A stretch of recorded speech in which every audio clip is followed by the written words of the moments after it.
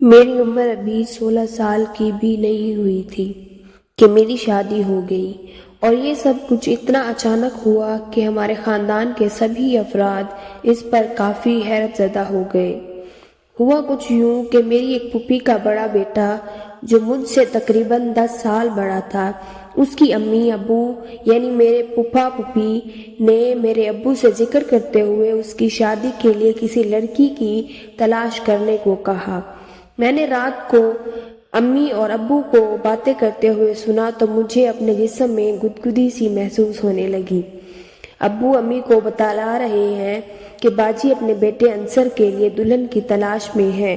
کاش ہماری انجم بیٹی 21 سال کی ہوتی تو میں اپنے اتنے ہینڈسم تعلیم یافتہ بھانجے کو داماد بنا لیتا۔ امی نے کہا، ہاں تم بات تو صحیح کر رہے ہو۔ انصر کافی خوبصورت اور سمجھدار لڑکا ہے۔ جو بھی لڑکی اس کی دلہن بنے گی ہمیشہ خوش رہے گی۔ پہلے تو ہم نے کبھی اپنی بیٹی انجم کی شادی کے لیے نہیں سوچا تھا۔ اب اگر باجی نے اپنے بیٹے کے لیے تم سے ذکر کیا ہے تو کوئی ایسا چکر چلاؤ کہ ہماری اپنی ہی بیٹی ان کی دلہن بن جائے۔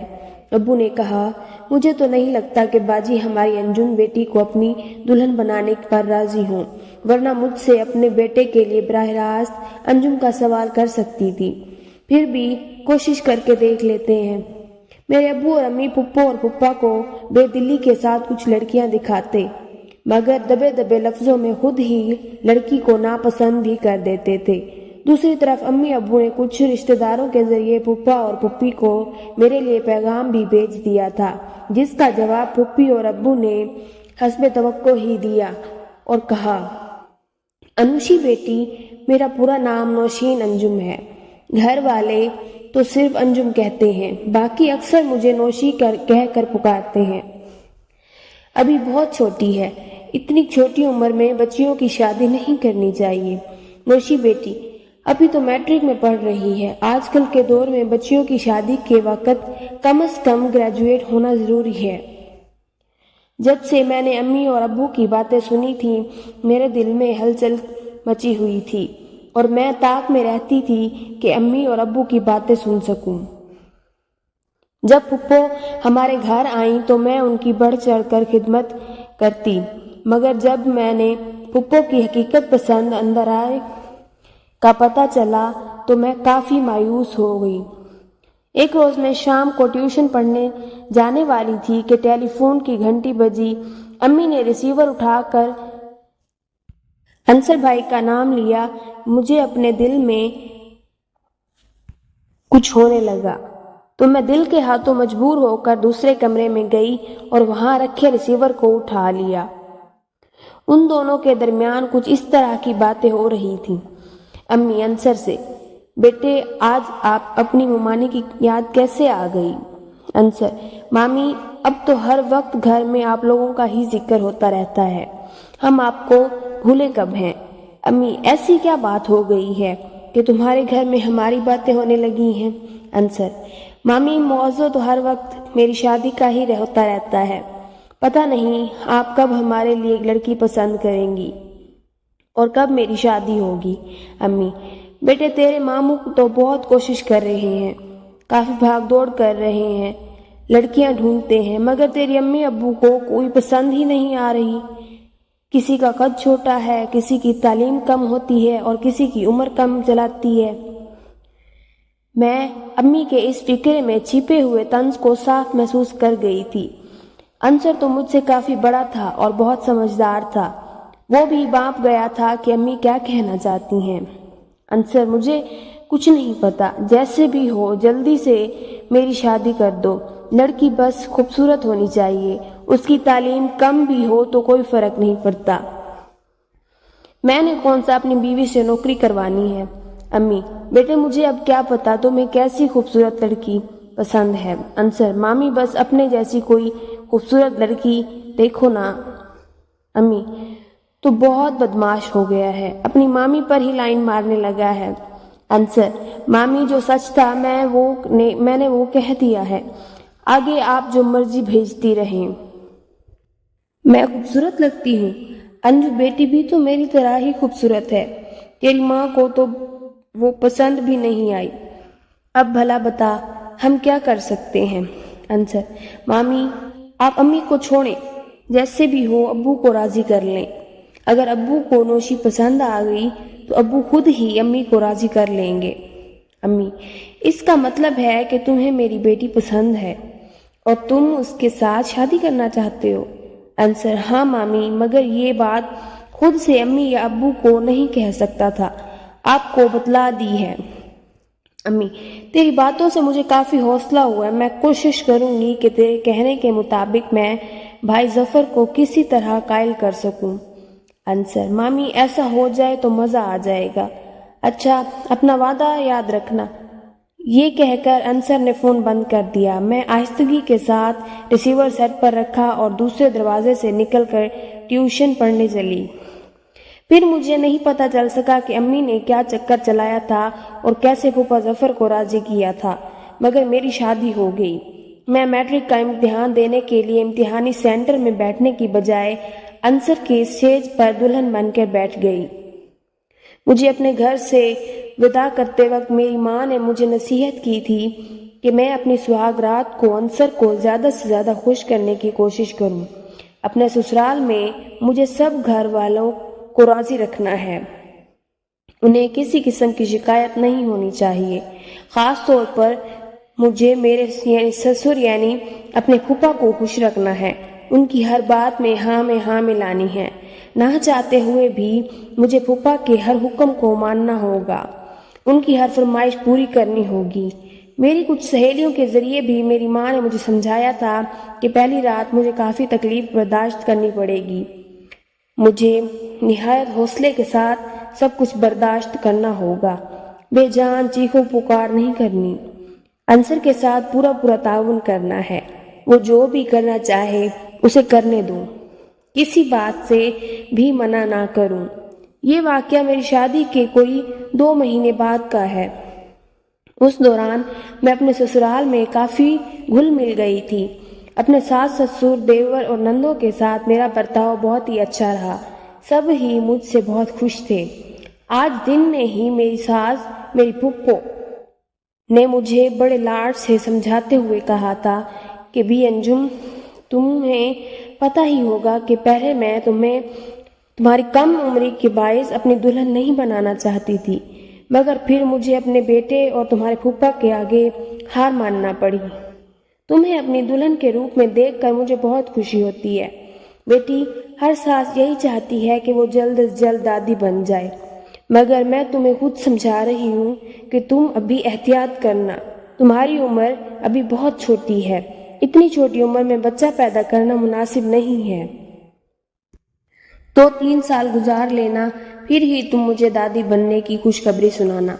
میں ہمیشہ اپنی بہو کو تندرست اور صحت مند دیکھنا چاہتی ہوں، تم صحت مند رہو گی تو تمہاری نسل بھی صحت مند ہوگی۔ میں شرماتے ہوئے ہاں کرتے ہوئے انہیں جواب دیتی رہی۔ دوپہر کو ہی انصر نے مجھے فون کرتے ہوئے بتلایا تھا کہ اسے اپنے آفس کے کام سے دوسرے شہر جانا پڑ رہا ہے، وہ کام ختم کرتے ہی اگلی صبح 6 بجے تک گھر پہنچ جائے گا اور پھر 2 دن لگاتار دفتر سے چھٹی کرے گا۔ انصر کے بغیر اکیلے رات گزارنے کا یہ میرا پہلا چانس تھا۔ مجھے برا بھی لگ رہا تھا، مگر یہ سوچ کر خوشی بھی ہو رہی تھی کہ اگلے 48 گھنٹے انصر مسلسل میرے پاس ہی رہے گا۔ شام کے وقت پھپھو کی طبیعت بہت کچھ خراب سی تھی، انہیں شدید زکام ہو رہا تھا۔ رات کا کھانا کھانے کے بعد میں اپنے کمرے میں آ کر تنہا لیٹ گئی، کافی بے چین رہی، مگر کروٹیں بدلتے بدلتے مجھے نیند آ گئی۔ پھر میری آنکھ کھلی تو مجھے پتا چلا کہ میری شلوار اتری ہوئی ہے، میری چوت میں کوئی گھوڑا اندر ہو رہا ہے۔ میں سمجھی کہ انصر واپس آ گیا ہے، اس نے مجھے جگانے کی بجائے اپنی مستی پوری کرنے کا سوچا ہوگا۔ کمرے میں لائٹ بند تھی، اگرچہ مجھے اندھیرا میں سونا اچھا نہیں لگتا تھا۔ رات کو لیٹے ہوئے میں نے ٹیبل لیمپ جلایا ہوا تھا، مگر اس وقت وہ بھی بجھا ہوا تھا۔ میں نے سوچا کہ بجلی کی لوڈ شیڈنگ کی وجہ سے ٹیبل لیمپ بند ہو گیا ہوگا۔ چند لمحوں میں ہی اچھی طرح میں بیدار ہو چکی تھی۔ جب مجھے ایسا لگا کہ میری چوت میں گھوڑا کچھ بدلا بدلا سا ہے، میں اسے اپنا وہم سمجھا، مگر جب میں نے اپنا ہاتھ بڑھاتے ہوئے اپنی سوچ کے مطابق عنصر کو پکڑا تو مجھے جیسے لگا اس کا ہاتھ کافی ٹھوس تھا، مگر اس وقت میرے ہاتھ میں جو جسم تھا وہ قدرے ڈھیلا سا تھا۔ مجھے حیرت سی ہوئی اور میں نے کہہ دیا، عنصر تمہیں کیا ہو گیا ہے؟ مجھے عنصر کی بجائے اپنے پھپھا کی آواز سنائی دی۔ وہ کہہ رہے تھے، کیا ہوا؟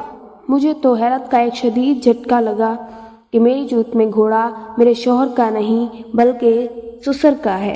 میں نے جھجکتے ہوئے کہا، پھپھا آپ یہاں کیسے؟ میں آپ کی بہو انجم ہوں، آپ پھپھو کے پاس جاؤ۔ وہ میری جوت میں گھسے لگاتے ہوئے بولے، انجم بیٹی تیری پھپھو کی طبیعت تو خراب ہے۔ میں نے کہا، پھپھا مجھے پتہ ہے کہ پھپھو کو زکام ہو رہا تھا، مگر وہ اٹھ کر یہاں آ گئی تو؟ وہ بولے، بیٹی تمہیں پتہ تو ہے کہ جب تمہاری پھپھو کوئی دوائی کھا لیتی ہیں تو وہ 8-10 گھنٹے سے پہلے سو کر نہیں اٹھتی۔ وہ میری بات کا جواب بھی دے رہے تھے اور غصے بھی لگاتے رہے، میری جوت کو چوتنے جا رہے تھے۔ میں نے انہیں ایسا کرنے سے باز رکھنے کے لیے شرماتے ہوئے کہا، پھپھا جی چلو، پھوپھی نہ ہی عنصر تو آ سکتا ہے، آپ یہاں سے جائیں۔ وہ کہنے لگے، بیٹی ابھی تو رات کے 12 ہی بجے ہیں، عنصر نے تو صبح 6 بجے کے بعد آنا ہے، ابھی تو 6 گھنٹے وہ نہیں آئے گا، تم پریشان نہ ہو۔ میری ماں نے مجھے نصیحت کی تھی کہ مجھے ہر حال میں اپنے پھپھا کا خیال رکھنا ہے۔ اب میں انہیں صاف لفظوں میں کیسے کہہ دیتی کہ پھپھا شرم کرو، آپ اپنی بہو کو چوت رہے ہیں، ایسا نہ کرو، مجھ سے کوئی بات نہیں بن رہی تھی۔ میں نے انہیں اشارہ شرمندہ کرنے کے لیے کہا، پھپھا اس کا مطلب ہے آپ کب یہاں آئے؟ انہوں نے کہا، ہاں بیٹی آج موقع اچھا ملا تھا، تیری جوان چودنے میں بہت مزہ آ رہا ہے، کیا تمہیں بھی مزہ مل رہا ہے یا نہیں؟ میں نے فوری جواب نہ دیا اور سوچنے لگی کہ جب پھپھا جان بوجھ کر اور ارادتاً ہی مجھے چوت کر خوشی حاصل کر رہے ہیں تو مجھے اعتراض نہیں کرنا چاہیے۔ مجھے اپنی ماں کے الفاظ بھی یاد آ گئے جو انہوں نے مجھے وداع کرتے ہوئے کہا تھا کہ مجھے اپنے پھپھا کو ہر حال میں خوش رکھنا ہے۔